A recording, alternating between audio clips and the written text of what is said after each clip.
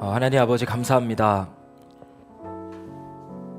우리가 살아계신 하나님 앞에 나와서 목청 높여서 하나님을 예배하고 노래할 수 있는 이 복된 시간을 허락해 주셔서 감사합니다. 하나님, 이 시간이 너무나 좋습니다. 하나님의 백성들이 모여서 같이 큰 목소리로 우리 살아계신 하나님을 노래할 수 있는 이 시간이 제 인생 가운데 가장 최고의 순간임을 주님께 고백하며 나아갑니다. 아니, 우리가 하나님께서 우리에게 주신 것들에 대해서 감사할 수 있는 마음이 계속해서 더해질 수 있도록 도와주시고, 하나님의 때를 신뢰하면서 하나님을 소망할 수 있는 그런 부드러운 마음도 허락하여 주시옵소서.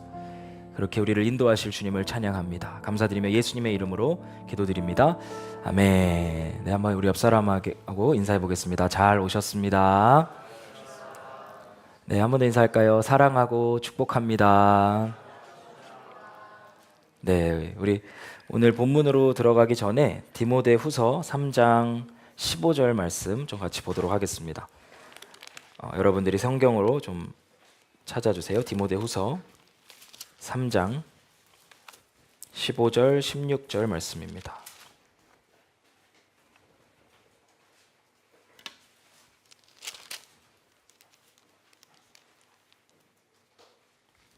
디모데후서 3장 16절 17절 말씀 우리 같이 한 목소리로 읽겠습니다. 시작. 모든 성경은 하나님의 영감으로 된 것으로서 교훈과 책망과 바르게 함과 의로 교육하기에 유익합니다.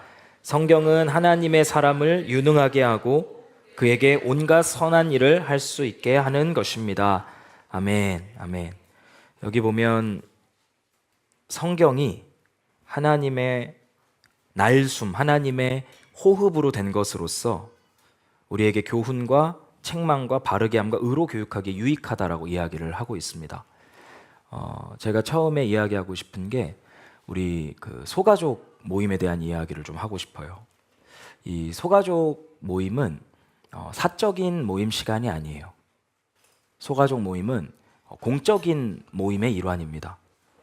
그 공적인 모임 가운데 우리가 무엇을 하냐면 이 하나님의 말씀이 나에게 어떤 교훈을 줬는지, 하나님의 말씀이 내 생각과 내 감정을 어떻게 책망했는지, 하나님의 말씀이 오늘 나에게 어떻게 하라고 날 교정했었는지, 그 부분들을 우리가 설교 시간에 잘 정리한 후에 소그룹 모임에 들어가서 서로 그 음성들을 대언하는 역할들을 하면서 서로가 서로의 음성을 통해서 하나님의 말씀을 들을 수 있도록 돕기 위해서 우리가 소그룹 모임을 하는 거예요.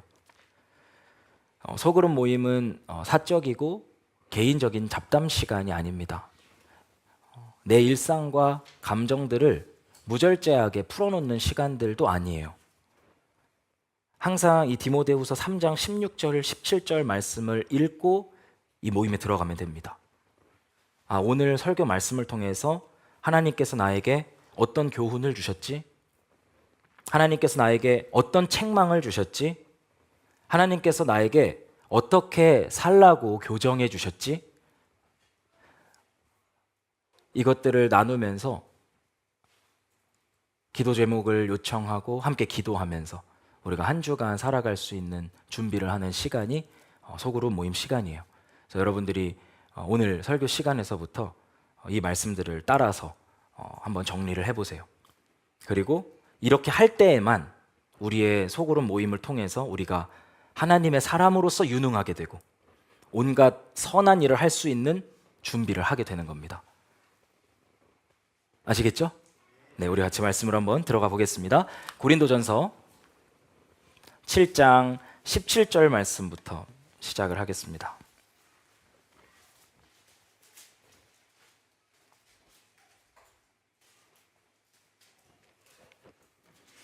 우리가 이 문맥 안에서 제가 핵심이 되는 말씀이 고린도전서 7장 17절 그리고 이어지는 7장 24절이라고 말씀을 드렸어요. 우리 앞에 이제 상윤이가 여전히 여기 앞에 앉아 있고, 그리고 지난주와 다른 점이 있으면 한번 손을 높이 들어주실래요? 성경책 들고 말을 이렇게 어린아이 같이 이렇게 말을 잘 들어야 합니다. 이제 그 문맥 안에서 내용들을 볼 수 있게 될 거예요. 7장 17절 말씀 같이 한번 읽어보겠습니다. 시작. 각 사람은 주님께서 나누어 주신 분수 그대로 하나님께서 부르신 처지 그대로 살아가십시오. 이것이 내가 모든 교회에서 명하는 지시입니다. 아멘. 제가 지난주에 이거 교회에서 좀 듣기 힘든 말이다 라고 말씀드렸어요. 분수에 맞게 살아라. 네 분수를 받아들이는 것에서부터 시작하라. 그리고 이어서 네가 지금 놓여 있는 처지는 하나님께서 부르신 처지이니 그 자리에서부터 그대로 살아가기 시작해라 라는 명령이 여기 안에 주어졌었습니다. 우리가 영어 성경으로 봤을 때 그 의미를 좀 풍성하게 할 수 있었는데, 영어 성경에 보면 assign이라는 말이 나오고 call이라고 하는 말이 나와요. assign은 배치하다라는 뜻이었습니다. 지금 너의 그 삶은 하나님께서 지금까지 배치한 결과로서의 삶이다. 하나님께서 너를 지금까지 부르신 그 결과로서의 삶이다. 그러니 그 자리에서부터 시작하면 된다라고 말씀하시는 거예요. 이 말씀이 이어지는 내용은 24절에서 이어지는데, 형제자매 여러분, 각각 부르심을 받은 그때의 처지 그대로 있으면서 하나님과 함께 살아가기를 시작하십시오. 이렇게 결론을 맺습니다. 너의 분수, 처지를 받아들이고 하나님의 배치, 부르심을 받아들이고 거기에서부터 그 처지 그대로 하나님과 함께 살아가기 시작하라라고 명하고 있는 거죠. 사도 바울이 이 얘기를 몇 번에 걸쳐서 강조하는 이유는 인간 모두가 자신의 처지를 못마땅하게 여기고 비관하는 성향이 있기 때문입니다. 독신은 독신대로 자신의 처지를 비관하고, 기혼은 기혼대로, 이혼자들은 이혼자대로, 불신자와 결혼한 사람들은 불신자와 결혼한 대로 자신의 처지에 대한 불만을 가지고 있습니다. 그래서 신자로서 가장 먼저 해야 될 건 뭐냐? 부르신 자리에서부터 하나님과 함께 살아가기를 시작해야 된다. 그것부터 배워야 한다라는 것을 정리하고 있습니다. 하나님과 함께 살아간다라고 하는 것은 막연하지 않습니다. 하나님과 함께 살아간다라는 말의 의미는 이곳이 하나님께서 나를 배치하신 곳입니다 라고 하나님의 주권을 신뢰하는 삶이에요. 그리고 두 번째는 여기에서부터 내가 시작할 것이다, 내가 모든 것을 합력하여서 선을 이룰 것이다 라는 약속을 굳게 의지하는 삶입니다. 여기서 끝나면 안 됩니다. 마지막으로는 하나님의 말씀이 무엇인지를 배우고 그 말씀에 순종하면서 살아가겠다는 거예요. 하나님과 함께 살아간다는 건 이 말이에요. 그냥 하나님과 함께하는 느낌을 가지고 살아간다는 말이 아니라, 하나님께서 나를 이 자리로 부르셨습니다. 그 주권을 신뢰합니다. 이 자리에서부터 당신은 당신의 일을 행하실 것입니다. 당신의 약속을 믿습니다. 그리고 이 자리에서 하나님께서 나에게 원하시는 뜻이 무엇이든지 제가 순종하면서 나아가겠습니다. 이렇게 고백하는 것입니다.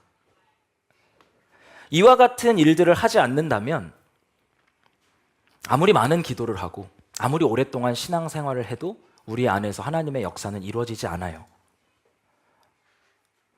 그냥 종교 생활을 얼마나 오랫동안 했니? 라고 묻지 않으시고, 내 주권을 얼마나 신뢰하고 있니? 내 약속을 어떻게 붙들고 있니? 내 말씀에 어떻게 순종하고 있니? 이렇게 물어보신다는 말입니다.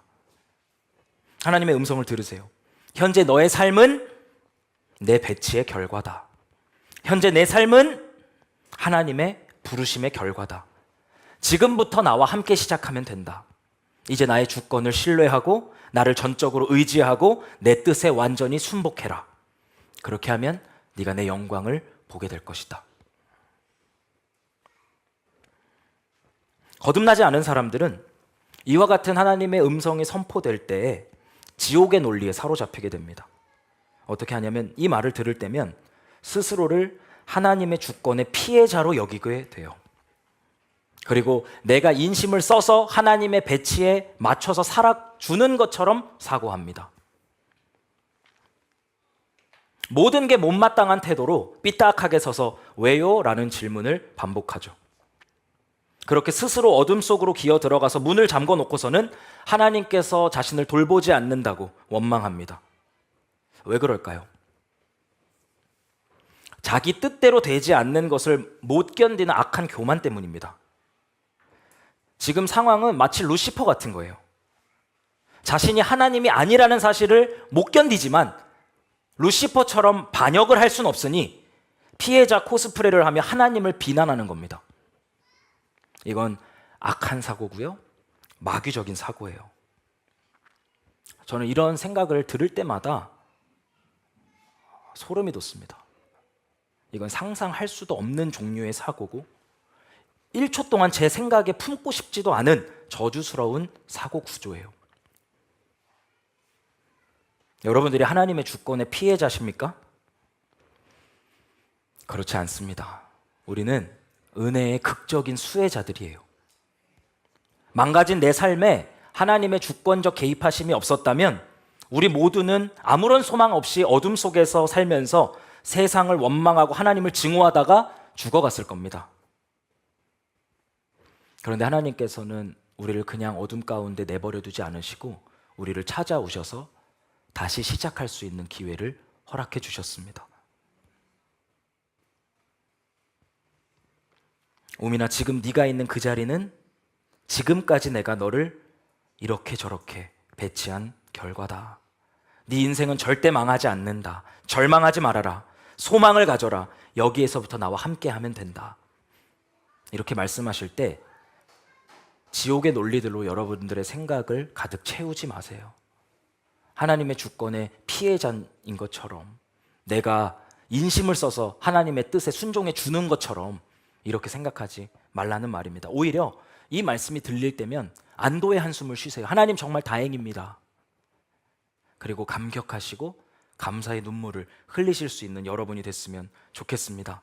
참된 신자들은 이렇게 고백할 겁니다. 하나님, 지금 이 자리는 제 죄로 인해서 무덤이 되어야 할 자리인데 여기가 하나님께서 직접 배치한 자리라고, 직접 부르신 자리라고 말씀해 주셔서 얼마나 다행인지 모릅니다. 제가 이 말씀을 어린아이처럼 붙들고 놓지 않기를 원합니다. 끝이라 생각했는데, 소망이 없다고 생각했는데 다 계획이 있다고 말씀하시고 소망을 주시니 감사합니다. 현실은 하나도 바뀐 게 없는데요, 하나님의 약속이 있으니 삶의 공기가 완전히 달라졌습니다. 이 자리에서부터 저에게 요구하시는 하나님의 뜻을 알기 원합니다. 말씀해 주세요. 어떤 대가를 지불하더라도 제가 그 뜻에 하나씩 순종하고 싶습니다. 저를 인도해 주시고 이끌어 주세요. 이게 하나님의 사람들이 이 말씀을 받아들이는 논리 구조예요. 자꾸 이전의 육신의 구습들이 지옥의 논리로 여러분들을 끌고 간다면 생각을 빨리 멈추셔야 됩니다. 그리고 하나님의 사람들이 이 말씀을 듣고 어떻게 생각하는지, 어떻게 사고하는지, 어떻게 받아들이는지 배우세요. 신앙은 배우는 거예요. 말씀에 따라 생각하는 법들을 계속 배워나가는 겁니다.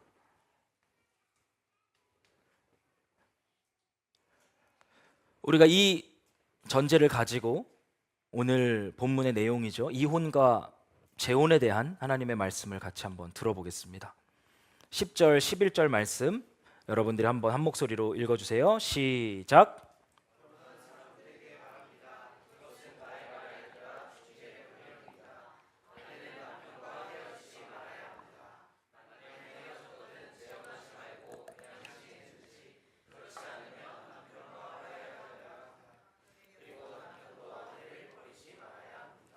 이혼과 재혼에 대한 하나님의 말씀을 듣는 겁니다.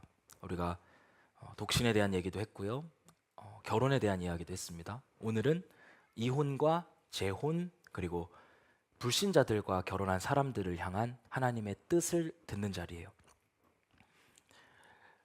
각 자리에 맞는, 각 배치에 맞는 하나님의 뜻들이 있어요. 그럼 우리는 이제 그 뜻을 배우는 거고 그 뜻에 순종하면서 나아가면 됩니다. 결혼한 사람들에게 말합니다. 이것은 나의 말이 아니라 주님의 명령입니다. 아내는 남편과 헤어지지 말아야 합니다. 한마디로 말하면 이혼은 안 됩니다, 이거예요. 그리고 만약 현재 이혼한 상태라면, 만일 이미 헤어졌다면 재혼하지 말고, 첫 번째로 뭐죠? 독신으로 그냥 살던지,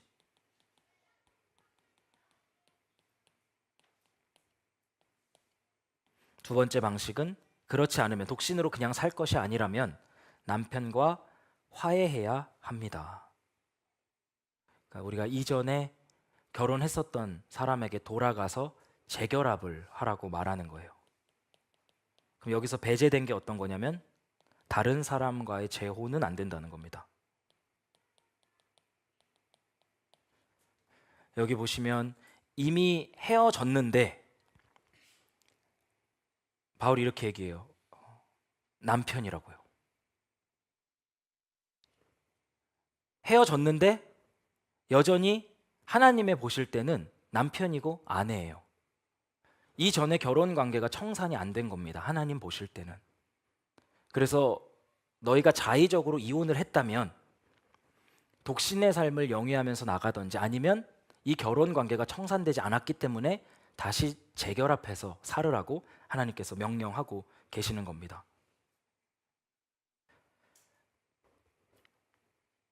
우리 여기 보면 이것은 나의 말이 아니라 주님의 명령입니다, 이 말이 있죠. 어디 말씀이냐면 마태복음 19장 말씀이에요. 우리가 예수님께서 이 이혼과 재혼에 대해서 어떤 가르침을 줬는지 한번 원래 본문으로 같이 돌아가 보도록 하겠습니다. 마태복음 19장 3절 말씀인데 이렇게 말해요. 바리새인들이 예수께 나와 그를 시험하여 이르되 사람이 어떤 이유가 있으면 그 아내를 버리는 것이 옳으니이까. 이 말이 좀 이상하지 않아요? 질문의 수준이 아주 저질이에요. 사람이 어떤 이유가 있으면 그 아내를 버리는 것이 옳으니까. 이런 질문이 나온 이유는 그 당시에 유대교 학파마다 이혼에 대한 기준들을 제시했었어요. 샴마이 학파에서는 이렇게 말했습니다. 자기 아내에게서 부정을 발견하지 않았으면 이혼해서는 안 된다. 이제 가장 보수적인 학파의 가르침이었고, 힐렐 학파는 자기 아내가 자기를 위한 요리를 망친 경우에도 이혼할 수 있다고 말한다. 제가 이제 어제 밤에 아내랑 이 얘기를 이제 하는데 오늘 자기가 저녁 식사가 맛이 없었으면 그게 이혼의 사유가 되는 거냐고. 그래서 당시로 가면 힐렐 학파의 주장에 의하면 요리를 망치면 그건 이혼 사유가 된다. 아내를 버려도 된다, 이런 거죠. 이제 랍비 아키바는, 제가 읽기 싫은데 여러분들 한번 읽어보세요. 시작.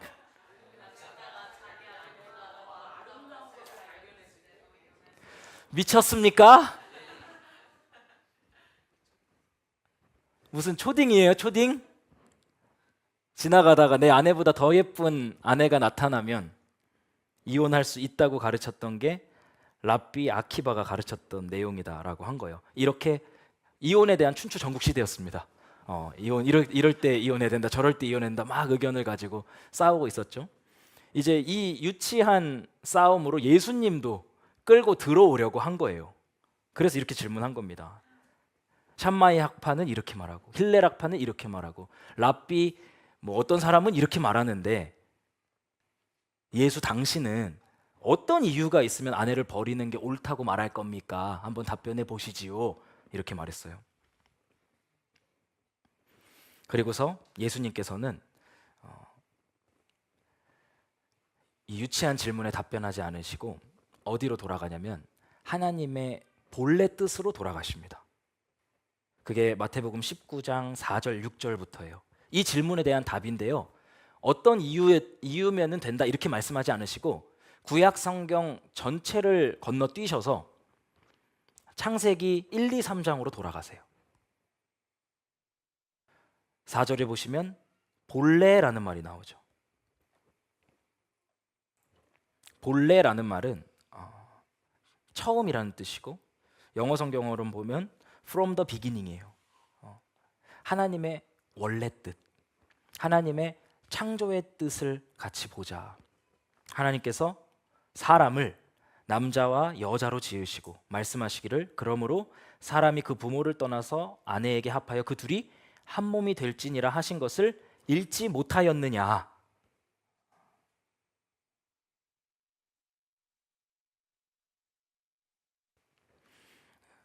굉장히 도발적인 질문이에요.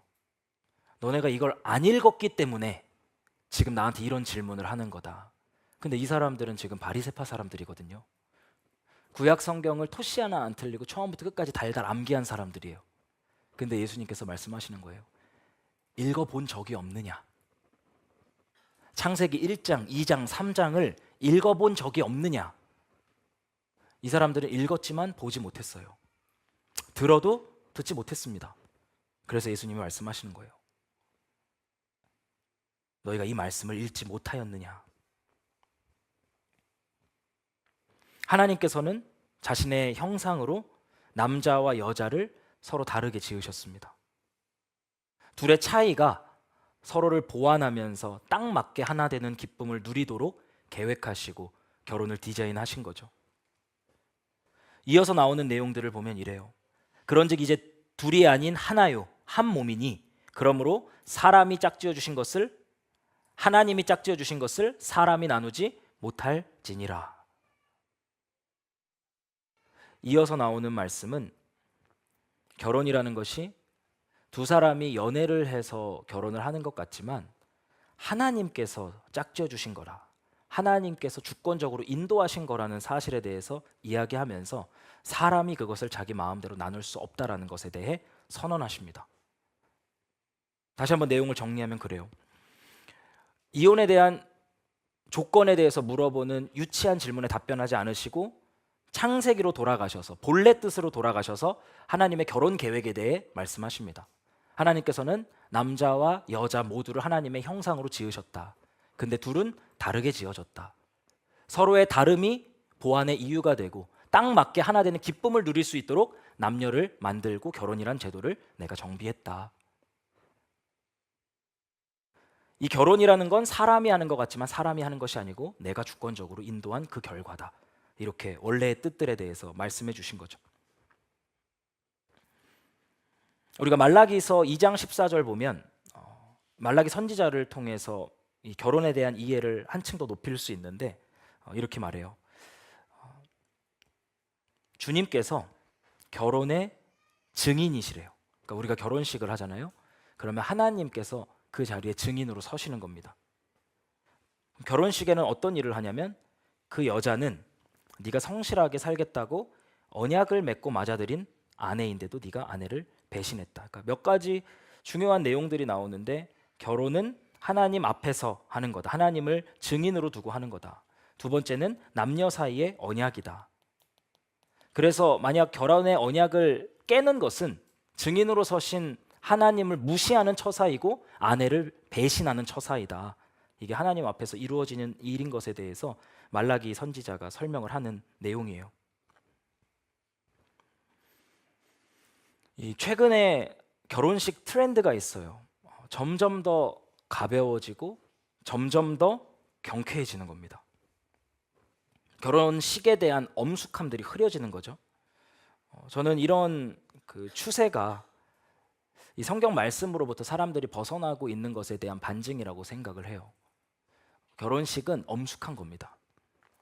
살아계신 하나님 앞에서 남녀가 평생 헌신하겠다고 언약을 하는 시간이기 때문에 엄숙한 시간이에요. 하나님을 모시고 있는 시간입니다. 그래서 시작부터 끝까지 그 엄숙함을 유지해서 나가는 게 하나님의 계획에 맞습니다. 저도 8년 전으로 다시 돌아가서 결혼식을 재구성할 수 있으면 예수가족식으로 하고 싶어요.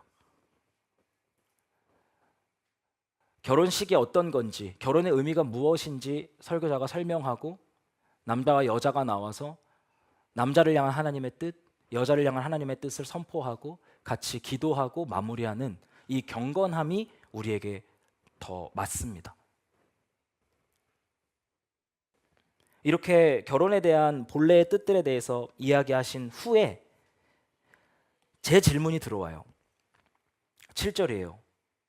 여짜오되 그러면 어찌하여 모세는 이혼 증서를 주어서 여자를 버리라고 명하였나이까? 그러니까 예수께서 말씀하시죠. 모세가 너희 마음의 완악함 때문에 아내 버림을 허락하였거니와 본래는 그렇지 아니하리라. 제 이제 마태복음 19장 성경 본문에 보면 본래라는 말에 계속 동그라미가 쳐 있어요. 하나님이 말씀하시고 싶은 건 이 본래 뜻이에요. 근데 모세가 이혼 증서를 줘서 버리라고 명하는 내용들에 대해서 예수님 뭐라고 말씀하시냐면,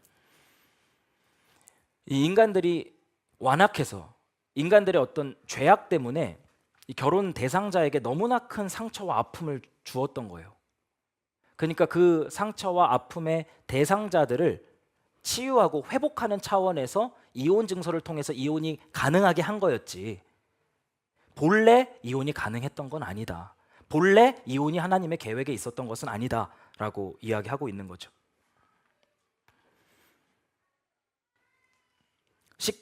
19장 9절에서 이렇게 말합니다. 내가 너희에게 말하노니 누구든지 음행한 이유 외에 아내를 버리고 다른 데 장가드는 자는 간음함이라. 마지막으로 한 가지 이유가 나와요. 이혼이 가능한 한 가지 이유. 음행한 이유에는 이혼이 가능하다라고 말씀하시는 겁니다. 성경적으로 이혼이 가능한 경우를 우리가 정리해야 되는 이유는 뭐냐면, 이 경우에만 재혼이 가능하기 때문이에요. 요즘 사람들은 성경 말씀을 그냥 액세서리처럼 달고 다녀요. 결혼을 향한 하나님의 뜻이 무엇인지, 어떻게 할 때 이혼이 가능하다고 말씀하셨는지, 재혼을 하려면 어떻게 해야 되는 건지 성경을 들고 다니지만 그 내용들에 있어서는 관심이 없습니다. 여기서 마태복음 19장에서도 그렇고 우리 고린도서 7장에서도 그렇고 이 이혼의 이유가 중요한 이유는 재혼의 가능성 여부 때문이에요. 성경적으로 이혼해야만 재혼이 가능합니다. 만약 성경적으로 이혼하지 않고 다른 데 장가들면요, 다른 데 시집가면요, 이혼이라는 죄를 짓고 이어서 간음이라는 죄를 또 짓는 행위로 이어진다라는 거예요. 이 두 가지 죄악들을 짓지 않기 위해서 우리가 이혼을 향한 하나님의 뜻을 듣는 겁니다.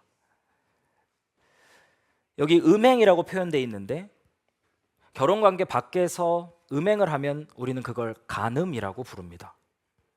만약 결혼한 사람이 자신의 배우자를 버리고 간음을 저지를 경우에는 하나님께서도 이혼이 허용된다라고 말씀하셨어요. 왜 이 딱 한 가지 이유에서만 이혼이 허용될까? 성관계를 맺는다는 것이 우리가 생각하는 것보다 영혼육에 깊이 영향을 미치기 때문이에요. 우리 고린도전서 6장 16절에 이런 말씀이 있었습니다. 창녀와 합하는 사람은 그와 한 몸이 된다는 것을 알지 못합니까? 두 사람이 한 몸이 될 것이라 하신 말씀이 있습니다. 창녀와 합하는 것, 내 배우자가 아닌 사람과 성관계를 갖는 것은 우리 영혼력에 치명적인 흔적들을 남깁니다. 그 배우자에게는 존재적인 배신감과 씻을 수 없는 상처를 남기게 돼요. 그래서 하나님께서는 이 간음을 당한 사람, 배우자의 간음을 당한 사람을 대상으로 해서 그 고통에 깊이 이해하시고 공감하시면서 이혼을 허용해 주신 겁니다. 상대방이 간음을 했는데도 계속 살아야 한다라고 말씀하지 않으신 건 하나님께서 그 아픔의 크기를 이해하시기 때문이에요. 간음하지 말라라는 계명은 10계명 제7번째 계명입니다. 제가 종종 말씀드리지만 10계명에서 무언가를 하지 말라라고 말씀하신 건 하나님께서 지키기 원하시는 무언가가 있기 때문입니다. 왜 간음하지 말라고 하셨을까? 하나님께서 디자인하신 결혼의 아름다움과 영광을 지키기 위해서 간음하지 말라는 부정적인 명령을 주신 거예요. 간음하게 될 경우 상대 배우자가 겪게 될 고통과 상처, 그 자녀들이 얻게 될 아픔, 이와 같은 것들을 고려하셔서 절대 하지 말라고 말씀하신 거죠. 세컨드 찬스라고 하는 윌러스타인이 쓴 책이 있는데, 그게 이제 10년 동안 이혼한 가정을 쫓아가 가지고 그 이혼 가정이 어떤 삶을 살고 있는지에 대해서 자료를 남긴 거예요.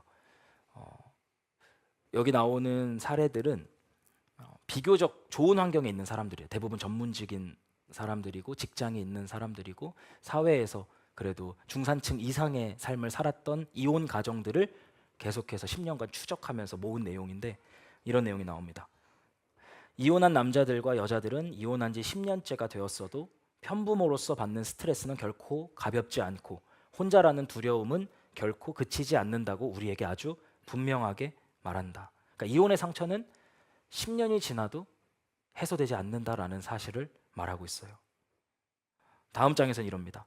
사람들은 이혼한 가정이 아주 많기 때문에 이혼한 가정의 성인이나 자녀에게 큰 어려움이 없을 것이라고 착각하는 것 같다. 아주 많은 사람이 이혼을 겪었다고 해서 이혼이 정상적인 경험이 되는 것은 아니다. 우리가 발견한 것은 모든 자녀는 자기 친구 중에서 얼마나 많은 아이가 이혼을 경험했는지와는 상관없이 이혼 때문에 상처를 입고 고통을 겪는다는 것을 보여주었다.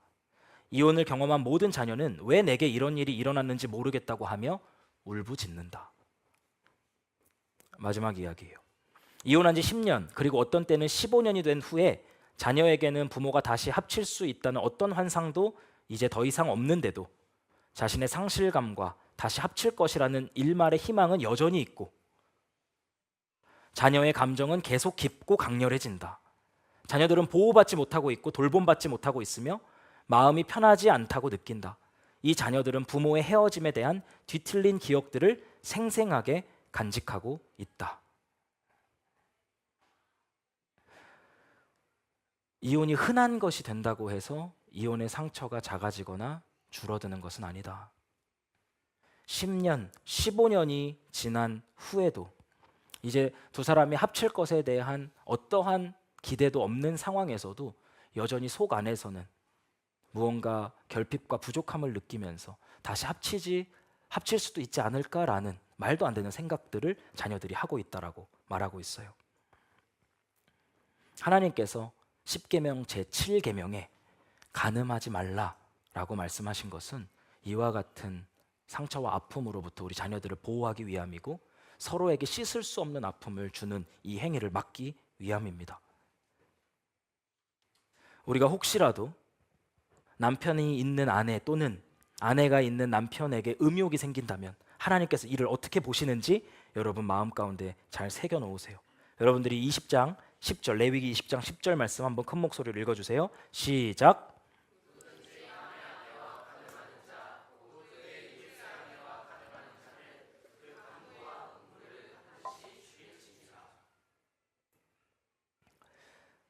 잠언 6장 32절 33절 말씀 읽어주세요. 시작.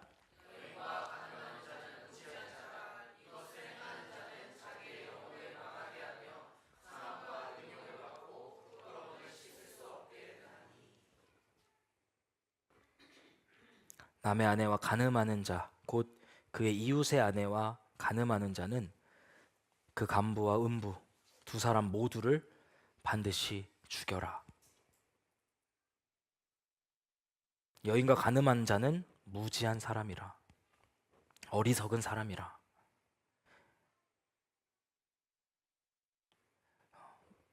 무지한 건 결국 악한 게 돼요.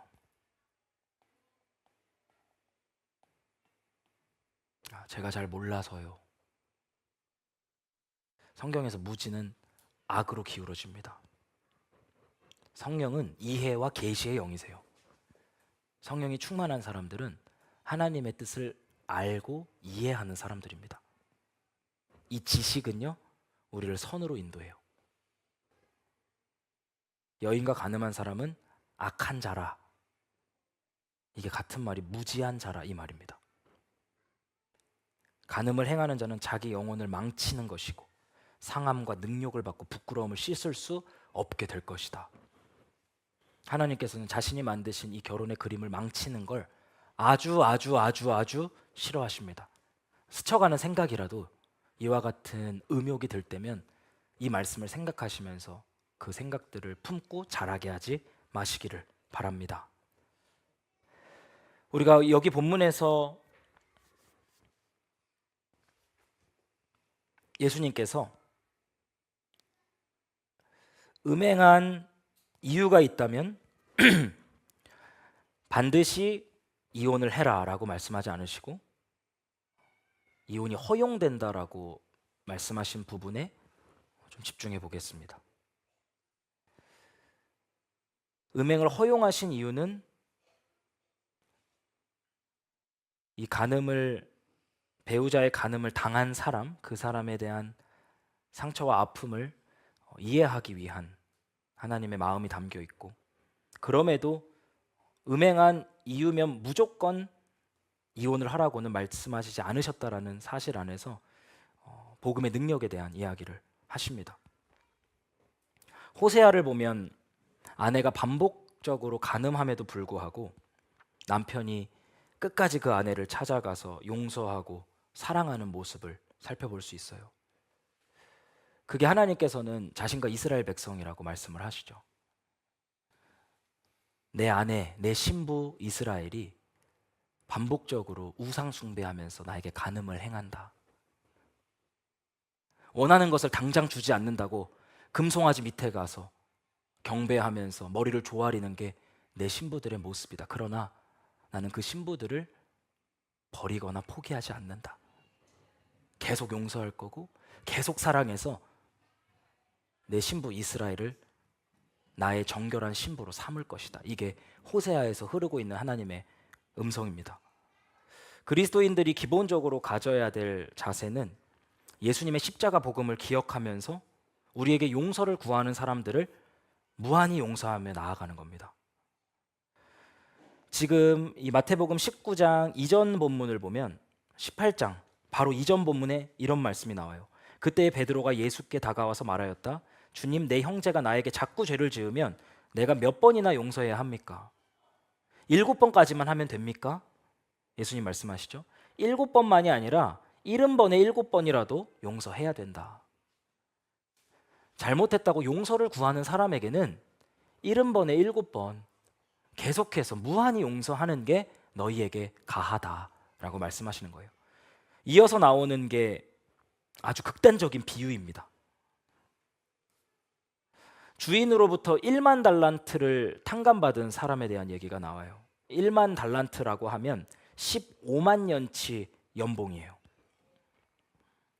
근데 그걸 탕감받은 사람이 자신에게 빚진 자를 쫓아가는데 그 사람의 빚은 3개월치 월급이었습니다.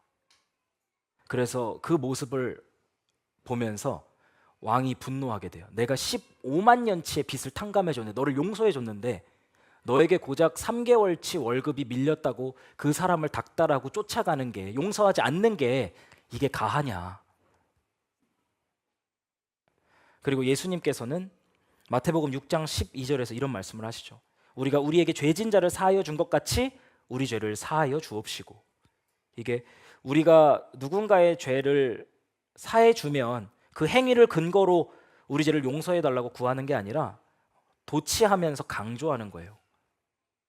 하나님께 15만 년치 연봉을 삭감받은 사람은 당연히 우리에게 죄진 자를 사해 주면서, 용서해 주면서 우리가 사함받은 자녀라는 것을 증거하게 된다라는 이 진리를 선포하는 거죠. 제가 이전에 사역했던 교회에서 있었던 일인데, 한 집사님 가정에서 남편 집사님이 이제 바람을 피게 된 겁니다. 그래서 이 동네방네 소문이 쫙 다 났고 결국은 이제 그 아내 집사님 분의 귀에도 들어가게 됐죠. 그래서 이제 집이 난리가 났어요. 당연히 이제 아내와 남편이 싸우기 시작하고 자녀들도 아빠를 비난하면서 여러 가지 이제 문제들이 생겼는데, 그때 이제 남편분이 아내에게 이제 이야기를 한 거예요. 내가 잘못했고 나를 좀 용서해 줬으면 좋겠다. 내가 다시는 그러지 않겠다. 그리고 하나님 앞에 가서 금식하면서 회개하기 시작한 거예요. 그리고 아내와 자녀들이 그 아버지의 모습을 보면서 그 가운데 하나님께서 이 아내 집사님의 마음을 만져주셨습니다. 그래서 다시 이 남편을 용서하기로 결정을 하고 둘이 함께 지내면서 지금도 함께 생활을 하고 계세요. 남편이 아내를 목숨 다해 사랑하고 아내가 남편에게 목숨 다해 충성하면서 복음을 나타내는 데는 잠깐 실패했지만 용서를 구하고 용서하면서 복음을 나타내는 데는 성공한 케이스예요. 사도 바울이 이야기하잖아요. 우리가 끝이라고 생각한 게 끝이 아니에요.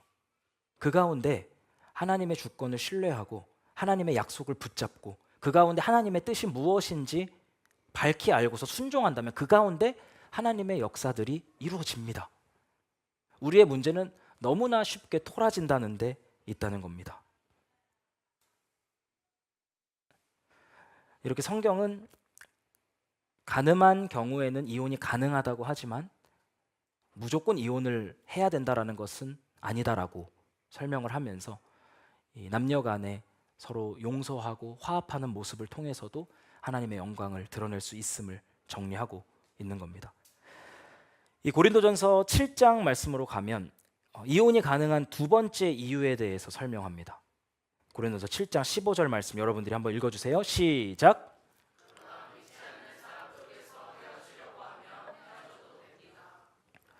이 상황은 믿지 않는 남편 또는 믿지 않는 아내가 물리적으로 배우자를 버리고 떠난 경우를 말해요. 가버린 거예요. 내가 너와 결혼 생활을 할 수 없다. 결혼에 대한 어떤 책임도 지지 않겠다. 아내를 버리고 아내를 유기한 겁니다. 우리가 영어로는 abandonment라고 해요. 우리 유기견 할 때 아내를 아예 버리고 떠나버린 거죠. 그런 상황에서 이혼을 허용한 이유는 이 떠나간 남편, 떠나간 아내를 오매불망 계속해서 기다려야 한다라고 말씀하시지 않는 겁니다. 그리고 재혼할 수 없다는 스트레스에 시달리지 않고 살아갈 수 있도록 자비를 베풀어 주신 거예요. 그러나 믿지 않는 사람 쪽에서 헤어지려고 하면 헤어져도 됩니다. 우리가 이 말을 할 때는 사도 바울이 이러죠. 이건 주님의 명령은 아니고 내가 하는 말입니다 라고 하는데, 아까 19장 마태복음 19장에서 봤던 내용은 유대인들끼리 신앙을 가지고 결혼한 경우에 한해서 말씀하신 거예요. 근데 새로운 상황이 벌어진 거예요. 믿지 않는 사람들이 이미 결혼하고 있었는데 복음을 듣고 둘 중에 한 사람이 먼저 예수님을 믿게 된 거예요. 그런 상황에 새로운 지침이 필요해서 바울이 얘기한 겁니다. 혹시 내가 신앙을 가지고 살아간다라는 이유로 남편이 나를 버리고 떠난다면 그거는 하나님께서 허용하시는 이혼의 범주에 들어갑니다. 그러니 오매불망 남편을 기다리는 게 하나님의 뜻이라고 생각하거나 재혼할 수 없어서 어려운 형편에서 굶어 죽어야 한다는 뜻은 아니니 재혼을 할 수 있습니다라고 이야기하는 거죠. 성경적인 재혼은 이렇게 정의할 수 있어요. 간음이나 유기의 이유로 이혼한 경우에 한해 주님 안에서 성경적인 결혼을 추구하며 재혼할 수 있다. 두 번째 조건은 7장 39절에 나와요. 주님 안에서 성경적인 결혼을 추구해야 된다라는 거죠. 아내는 그 남편이 살아있는 동안에 매여 있다가 남편이 죽으면 자유로워 자기 뜻대로 시집 갈 것이나 주 안에서만 할 것이니라. 그러니까 세 가지까지 되겠죠. 이혼의 경우에는 간음, 유기, 이혼이 아닌 경우에는 사별이에요. 우리가 결혼 서약을 할 때 죽음이 우리를 갈라놓을 때까지 이 결혼의 언약이 유효합니다라고 말했던 것처럼 아내나 남편 중에 어떤 사람이 먼저 죽게 되면 이 결혼의 언약이 자동으로 깨집니다. 그래서 재혼을 할 수 있는 권리를 갖게 돼요. 그래서 세 가지예요. 간음, 유기로 이혼의 이유가 되고 사별했을 경우에는 재혼을 할 수가 있습니다. 그러나 한 가지 조건, 추가되는 조건은 주 안에서만 할 것이니라. 결혼도 마찬가지고요. 재혼도 마찬가지예요. 신자에게는 주 안에서 결혼할 것을 성경이 명하고 있습니다. 구약과 신약 전체에서 한 번도 불신자와 결혼을 해도 괜찮다, 그게 더 좋다라고 말한 적은 없어요. 신명기서 7장 말씀 보겠습니다. 그들과 혼인관계를 맺어서도 안 됩니다. 당신들 딸은 그들의 아들과 결혼시키지 말고 당신들 아들을 그들의 딸과 결혼시키지 마십시오. 그렇게 했다가는 불신자와 결혼했다가는 불신자들의 꿰매 빠져서 당신들의 아들이 주님을 떠나 그들의 신을 섬기게 될 것이며 그렇게 되면 주님께서 진노하셔서 곧바로 당신들을 멸하실 겁니다. 불신자와 살면 인간은 죄인이라 죄악된 쪽으로 같이 기울어져요. 그래서 그들의 꽹 때문에 너희가 우상 숭배하게 될 것이기 때문에 불신자와의 결혼은 안 된다라고 금하고 계신 거죠. 우리가 방금 봤던 말씀, 남편이 죽어서 사별할 경우에 결혼할 자유가 있는데 다만 주 안에서 해야 된다. 고린도서 6장 말씀이에요. 너희가 믿지 않는 자와 멍에를 함께 맺지 말라. 이 멍에라는 게 소들이 같이 이렇게 목에다가 이거 끼고서 이제 농작물 밭 일굴 때 하는 거잖아요. 믿지 않는 자와 멍에를 같이 매면 목표도 다르고 그 목표를 추구하는 마음도 달라요. 그럼 다른 목표를 가지고 다른 마음으로 같은 멍에를 지고 출발하기 시작한다. 이거는 필연적으로 서로 상처를 입히고 아픔을 낳고 나눠질 수밖에 없는 구조이기 때문에 너희는 믿지 않는 자와 멍에를 함께 매지 말라고 명하고 있는 거예요. 이건 마치 의와 불법이 함께하는 것과 같고 빛과 어둠이 사귀는 것과 같으며 그리스도와 벨리알이 우상이 조화되는 것과 같은 말이다. 믿지 않는 자와 어떤 종류의 멍에도 함께 매지 말아라. 너희의 목표는 항상 하나님의 영광이어야 되고 그 영광을 위하는 마음으로 충만해서 함께 나아가야 된다라고 말씀하시는 본문이 이 본문이에요.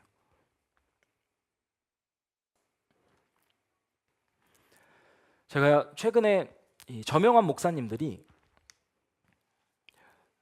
불신자와의 결혼도 괜찮다라고 영상을 찍어서 올린 것들을 보게 됐어요. 이유는 본인이 불신자와 결혼해서 목사가 된 케이스고 또는 내가 목회하는 곳에서 많은 부부들이 불신자와 결혼했지만 지금은 행복하게 신앙생활하며 살고 있다라는 이유였어요.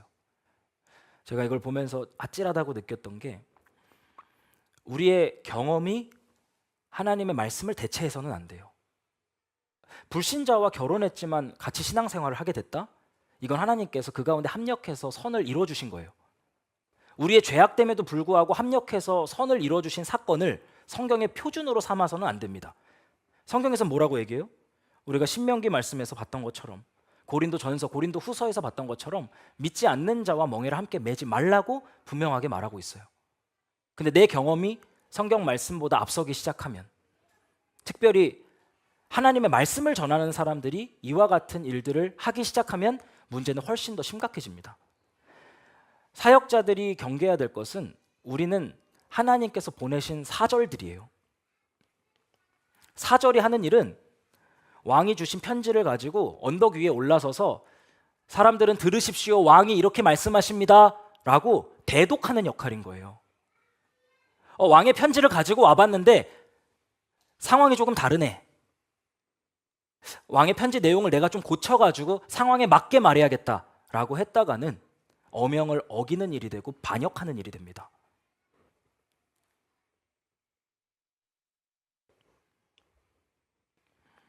목회자들뿐만 아니라 모든 성도들이 말씀과 상황을 내가 조율해 보겠다고 하는 교만에 빠져서는 안 됩니다. 어떻게 책임지시려고 그래요? 말씀에도 물을 타서 주변 사람들한테 먹인 다음 성경 말씀과 다르게 불신자와 결혼해서 그 다음부터 일어나는 일들을 어떻게 책임지시려고 그래요? 그럼 전도사님은 그렇게 조율 안 해서 결혼 못하면 어떻게 책임지실 거예요? 그건 제 책임이 아니에요. 전 성경에서 이야기하는 대로 가르쳤기 때문에 하나님의 말씀에 맡기면 됩니다. 절대 책임질 수 없는 일을 하지 마세요. 그리고 성도들은 유명 목회자의 말이라고 해서 다 그냥 받아들여서는 안 됩니다. 베레아 교인들과 같은 마음들이 우리들 가운데 필요해요. 사도행전 17장 11절이에요. 베레아의 유대 사람들은 데살로니가의 유대 사람들보다 더 고상한 사람들이어서 아주 기꺼이 말씀을 받아들이고 그것이 사실인지 알아보려고, 들은 말씀을 사실인지 알아보려고 날마다 성경을 펴고 곰곰하게 생각하고 면밀히 살펴봤어요. 목회자가 하는 말이라고 다 성경적이지 않습니다. 성경 몇 장 몇 절에 써 있는지가 중요해요. 사역자가 그 말을 해나갈 때 몇 장 몇 절에서 발췌해서 하는 말이지? 이걸 여러분들이 베레아 사람들과 같이 계속해서 면밀히 살펴봐야 돼요.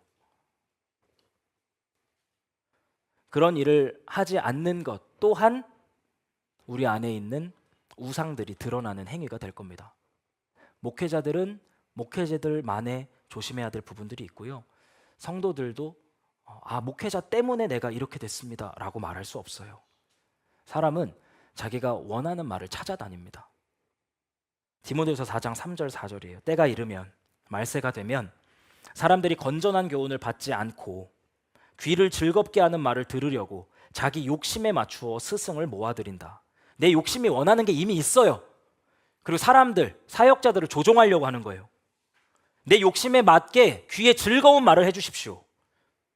나한테 딱 맞는 스승을 찾아다니는 겁니다. 그들은 진리를 듣지 않고 꾸민 이야기에 귀를 기울일 것입니다. 이게 마지막 때 대배도의 흐름 가운데 나타날 일들이에요. 데살로니가서 2장 11절 12절이에요. 그러므로 하나님께서는 미혹하게 하는 힘을 그들에게 보내셔서 그들로 하여금 거짓을 믿게 하십니다. 내가 거짓을 믿게 됐다. 성경 말씀이 아니라 내 욕심이 원하는 걸 받아들이게 됐다. 그건 누구 책임인가? 그 책임에 대한 문제예요. 그건 거짓을 증거한 거짓 선지자의 책임일 뿐만 아니라 진리를 믿지 않고 불의를 기뻐한 모든 사람들, 불의를 기뻐한 모든 사람들을 심판하기 위해서 하나님께서 그 거짓 것을 받아들이고 믿게 하신 거다. 이게 뭐냐면 네가 좋아하는 대로 그대로 가라는 거예요.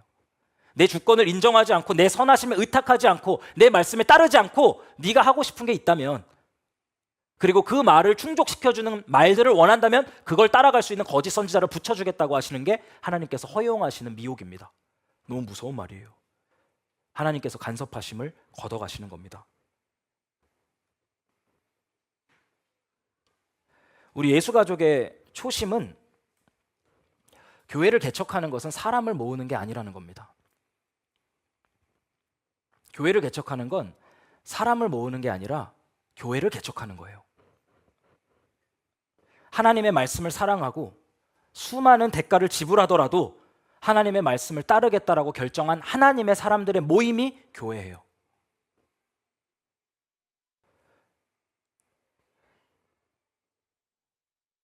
목회자도 그냥 세상하고 적당히 조율시켜주는 것들을 즐거워하고 성도들은 내가 원하는 말을 듣기 위해 이 자리 가운데 모인다면, 그렇게 해서 사람이 늘어난다면 그게 무슨 의미가 있겠어요? 교회를 개척하는 건 사람을 모으는 게 아닙니다. 하나님의 말씀을 전하고 하나님의 말씀을 사랑하고 하나님의 말씀을 따르는 사람들이 모여서 우리가 순례의 길을 해나가기 위해 이 자리 가운데 있는 거예요. 마지막 메시지입니다. 불신자와의 결혼은 어떻게 해야 할까? 우리 12절부터 16절까지 말씀인데 여러분들과 저희가 한 절씩 같이 읽도록 하겠습니다. 그 밖에 사람들에게 말합니다. 이것은 나의 말이요 주님의 말씀은 아닙니다. 어떤 교우에게 믿지 않는 아내가 있는데 그 여자가 남편과 같이 살기를 원하면 그 여자를 버리지 말아야 합니다.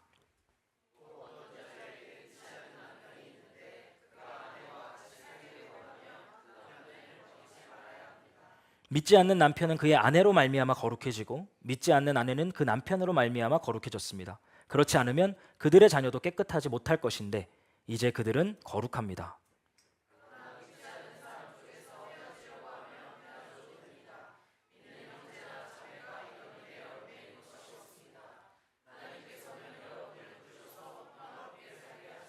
같이 읽겠습니다.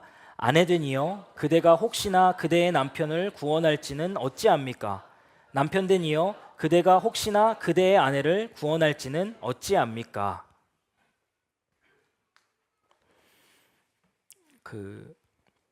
아까 그 불신자와의 결혼을 허용하는 그 목회자들의 영상의 댓글에 가면 여기 구절이 달려 있더라고요.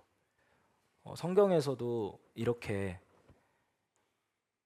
믿지 않는 남편을 구원하기 위해서 헌신하라는 이야기가 나오는데 이 말씀을 따라서 그렇게 하는 게 왜 안 되냐, 이런 식의 반문이었어요. 이 구절은 불신자와 결혼을 해도 된다라는 규범을 주기 위해서 전한 말씀이 아니고, 이미 불신자 두 사람이 결혼한 상태에서 누군가 한 명이 예수님을 믿게 됐을 때 그 다음 상황에 대한 이야기예요. 그러니까 문맥에 대한 이해가 없으면 뚱딴지 같은 적용을 하게 되는 거죠. 지금 이들이 가지고 있었던 생각은 이런 겁니다. 우리 6장에서 음행에 대한 메시지를 들었잖아요. 그러니까 불신자와 결혼을 했는데 이 불신자와 성관계를 맺고 자녀를 낳는 게 혹시 하나님 보실 때 불결한 일들은 아닐까라고 생각을 하게 된 거예요. 충분히 그럴 수 있을 거라고 생각이 듭니다. 이미 나는 불신자와 멍에를 매버렸는데 이걸 끊고 벗어나야 하나? 내가 지금 벨리알과 함께하고 있는 것은 아닐까? 이런 식의 근심에 빠져 있게 된 거죠.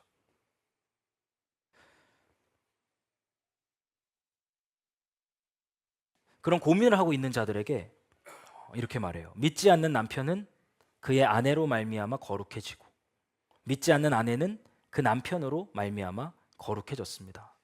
믿지 않는 남편은 믿는 아내로 말미암아 거룩해지고 믿지 않는 아내는 믿는 남편으로 말미암아 거룩해진다. 만약 그렇지 않았다면 그들의 자녀도 깨끗하지 못할 건데 이제 자녀들마저도 거룩하다. 이게 사도 바울이 제시하고 있는 완전히 새로운 패러다임이에요. 우리 학개서 말씀을 보면 이런 말씀이 나와요. 거룩한 것이 부정한 것에 닿으면 거룩해지지 않습니다. 이 구약의 율법에 대한 설명이에요. 근데 부정한 것이 거룩한 것에 닿으면 거룩한 것도 부정해져요. 그러니까 이렇게 생각을 하고 있었던 거예요. 내가 신자지만 불신자인 남편과 성관계를 맺고 자녀를 낳으면 내가 부정이 옮아서 우리 다 부정하게 되는 거 아닌가. 근데 바울이 그게 아니라고 말하는 거예요. 믿지 않는 남편은 믿는 아내로 거룩해집니다. 믿지 않는 아내는 믿는 남편으로 거룩해집니다. 자녀들도 마찬가지입니다. 마치 나병 환자가 예수님을 만져도 예수님이 부정해지지 않는 것과 같은 원리예요. 오히려 예수님의 정결함이 나병 환자를 깨끗이 치유하죠. 그와 같은 새로운 그림들을 전달하고 있습니다.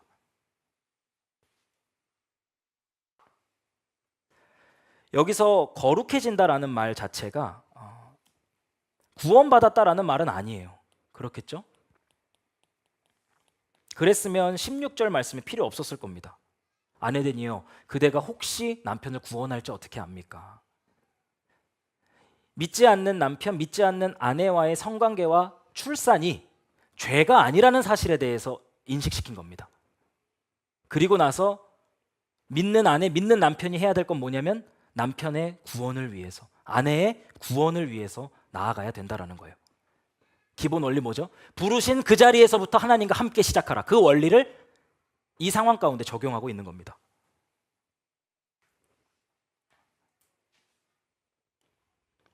하나님께서는 결혼을 소중히 여기고 믿는 자부터 하나님의 주권 아래 거하면서 하나님의 약속을 신뢰하고 하나님의 뜻을 행하기를 원하세요.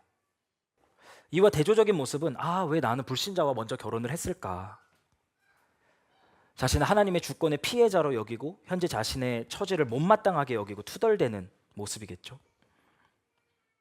지금까지 잘 살아오다가 자기가 예수님을 믿었다고 돌변하는 거예요. 그리고 남편과 사는 것을 불쾌하게 여기고 이혼하고 싶어하는 조급함으로 나아가려고 하는 겁니다. 하나님께서는 그런 사람들을 싫어하세요.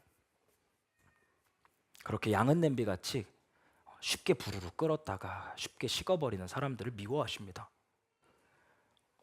오히려 이 상태 내에서 믿는 아내가, 믿는 남편이 성경적인 방식으로 결혼 생활을 혼자 시작할 것에 대해서 명하십니다.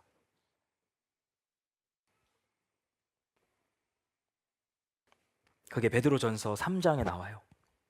아내되니 여러분, 이와 같이 여러분은 자기 남편에게 순복하십시오.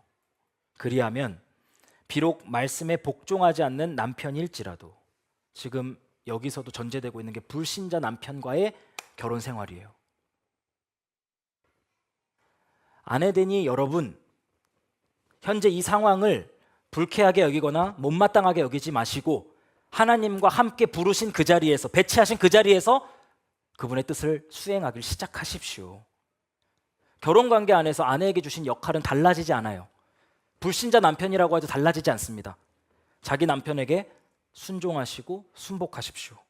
그리하면, 그렇게 하면 비록 말씀에 복종하지 않는 남편일지라도, 여러분이 예수 믿으라고 수백 번, 수천 번 말하지 않고도 예수님 안에서 여러분들이 행하는 행실로 말미암아 구원을 얻게 될 것입니다. 그들이 여러분의 경건하고 순결한 행실을 보고 그렇게 될 것입니다. 여러분은 머리를 꾸미며 금붙이를 달거나 옷을 차려입거나 거치장을 하지 말고 썩지 않는 온유함과 정숙한 마음으로 속사람을 단장하십시오. 그것이 하나님께서 보시기에 값진 것입니다. 전에 하나님께 소망을 두고 살던 거룩한 여자들도 이와 같이 자기를 단장하고 자기 남편에게 순복하였습니다. 우리가 믿고 나면 어떤 파괴적인 조급함이 생겨요. 믿지 않는 사람에게 막 갑자기 온갖 비난을 쏟아놓으면서 하루에도 12번씩 예수 믿으라고 말하는 거예요. 그렇게 하지 말라는 거예요. 내가 하나님의 말씀을 듣고 가정 안에서 내가 하나님께 순종하기 시작하라는 겁니다. 믿지 않는 남편에게 순종하기 시작해라. 말이 아니라 행실로 인해서 예수님의 영광이 나타나게 될 것이다. 경건하고 순결한 행실을 추구해라. 머리 꾸미고 금붙이 달고 옷 차려입고 거치장하려고 하지 말고 속사람을 단정해라. 그게 하나님 보시기에 값진 것이다. 전에 하나님께 소망을 두고 살았던 거룩한 부녀들도 다 이와 같이 자기를 단장하고 남편한테 순종하면서 하나님의 구원의 역사를 이루어 나갔다. 이렇게 말하고 있습니다. 이게 지금 제가 이 말씀들을 전하면서 기대하는 건 온갖 상황 가운데 이와 같은 방식이 다 적용되고 역사하기 시작하는 거예요. 믿지 않는 부모님이 계십니까? 동일한 방식으로 하십시오. 믿지 않는 자녀들이 계십니까? 동일한 방식으로 하세요. 믿지 않는 남편, 믿지 않는 아내, 믿지 않는 친구들 다 마찬가지예요. 지금 이 자리 가운데 나를 배치해 주신 하나님의 주권을 신뢰하시고요. 하나님께서 자신의 전능한 계획 안에 내 상황을 끌어당겨 주신 것에 대해서 감사하시고요. 그 약속을 붙잡으시고요. 그 가운데 하나님이 뜻하시는 것이 무엇인지 대가를 지불하면서 순종하세요. 그리고 나서 투덜거리기라도 해야지. 해야 되는 건 하나도 안 하고 마음 가운데 불만만 쌓아가고 하나님의 주권에 대한 피해자로 스스로를 전락시키는 건 악한 겁니다.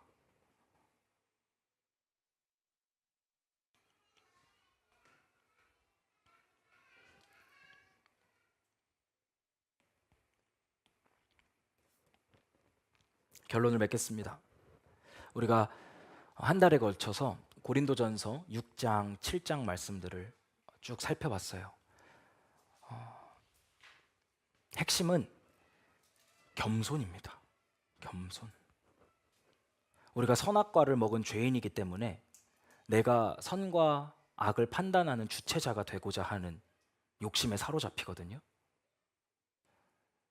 근데 성경에서는 하나님이 선하다 하신 것이 선이고 하나님이 악하다 하신 것이 악이에요.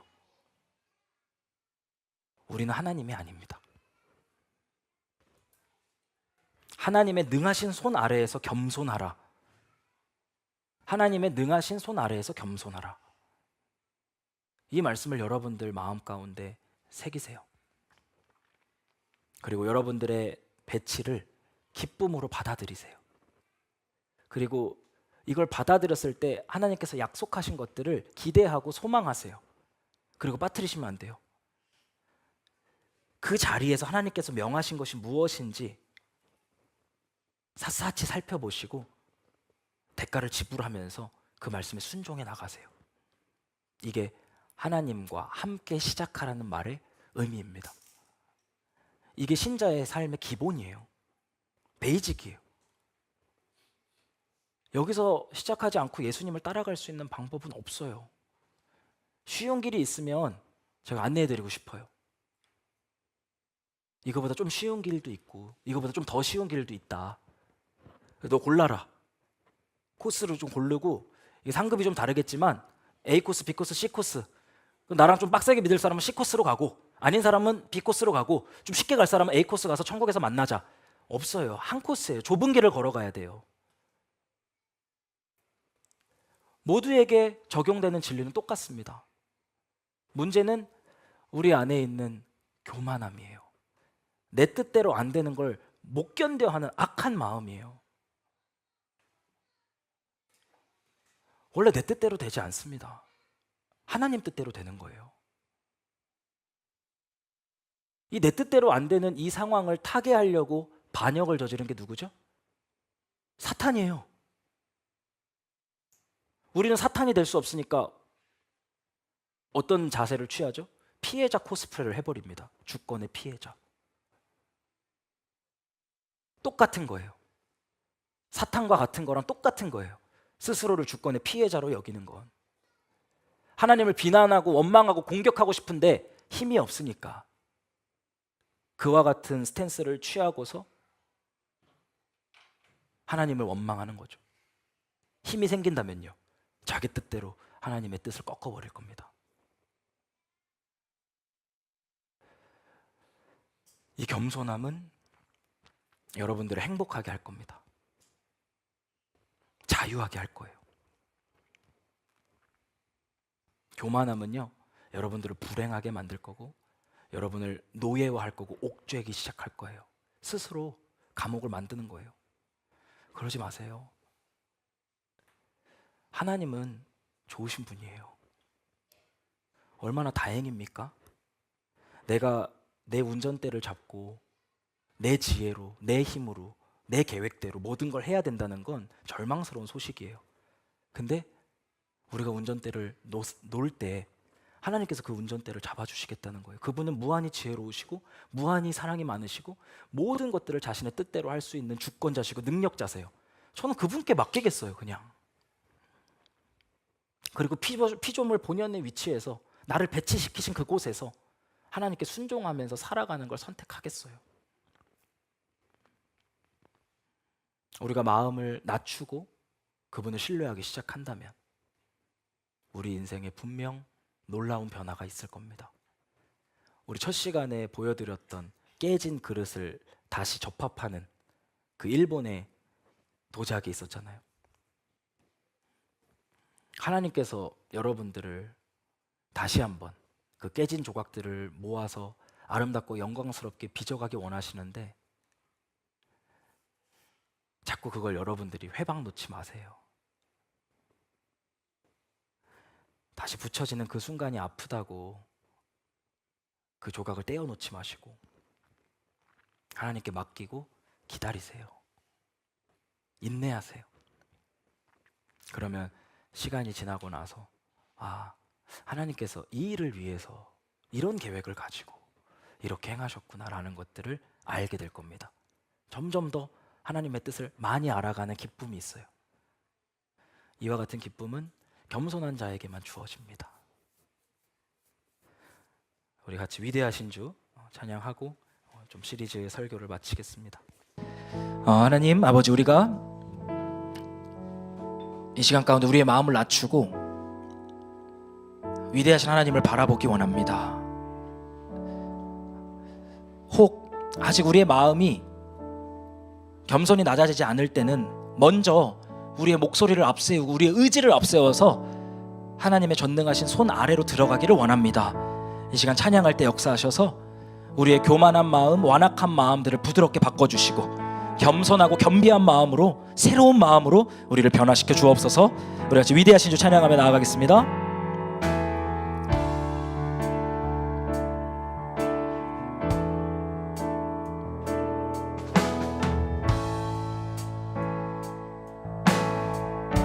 빛나는 왕의 왕, 빛나는 왕의 왕,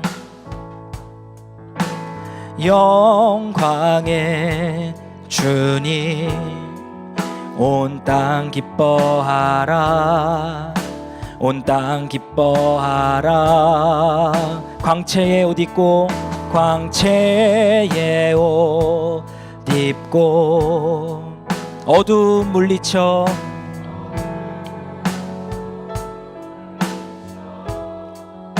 저 원수는 떠내 저 원수는 떠내 위대하신 주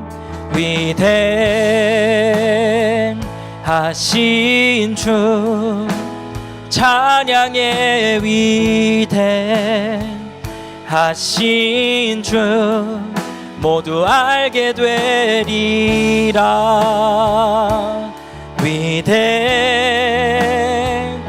위대하신 주 우리 같이 고백합시다. 영원한 주의 주 영원한 주의 주 시간의 주관자 알파와 오메가 알파와 오메가 삼위의 하나님 아바 성령 예수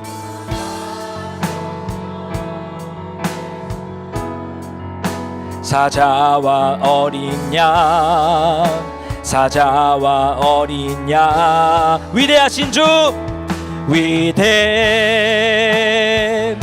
위대하신 주 찬양의 위대하신 주 모두 알게 되리라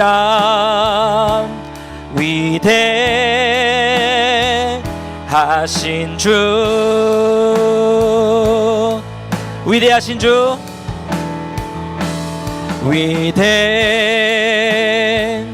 위대하신 주 찬양의 위대하신 주 모두 알게 되리라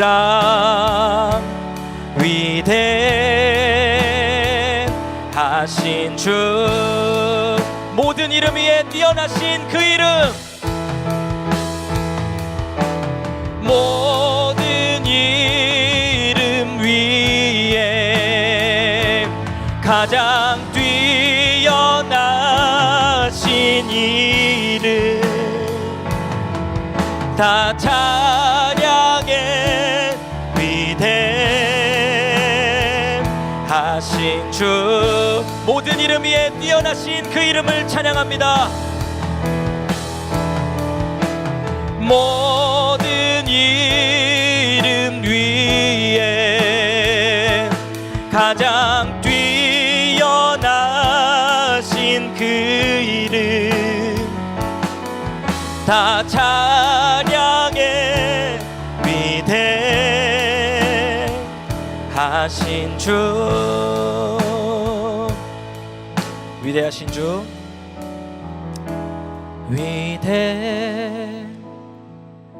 위대하신 주 찬양의 위대하신 주 모두 알게 되리라 위대하신 주 하나님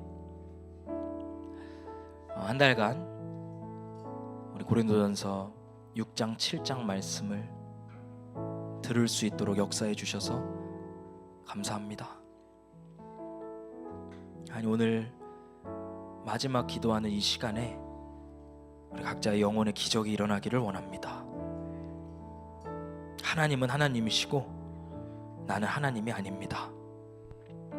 하나님은 위대한 왕이시고 하나님은 만주의 주가 되시고 하나님은 시작과 끝이 되시고 하나님은 알파와 오메가가 되시고 하나님은 사자와 어린 양이 되시고 나는 아무것도 아닙니다.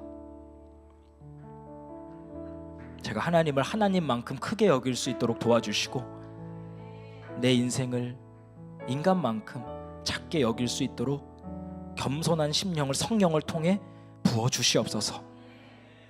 하나님의 부르심, 하나님의 배치를 기뻐하고 즐거워하기를 원합니다. 내 묘자리가 되고 무덤자리가 되어야 될 그 자리에 하나님께서 찾아와 주셔서 생명의 피를 공급해 주시고 이 또한 하나님의 계획의 일부라고 말씀해 주셨습니다. 하나님, 우리가 그 음성을 황송하게 받을 수 있도록 은혜 베풀어 주시옵소서.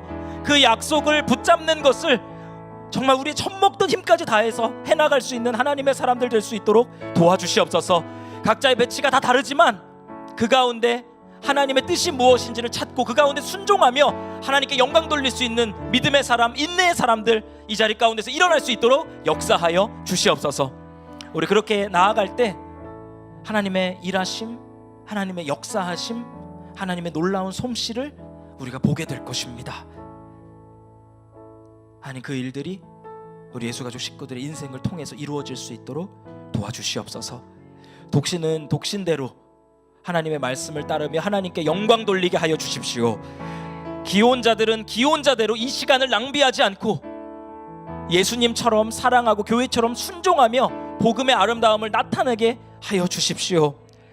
한 이혼한 자는 이혼한 자대로, 불신한 자와 결혼한 자는 불신자와 결혼한 자대로 하나님의 뜻을 묻고 따르면서 기적을 만들어내는 그런 히스토리 메이커들 다 될 수 있도록, 역사를 만들어가는 자들 다 될 수 있도록 은혜 베풀어 주시옵소서.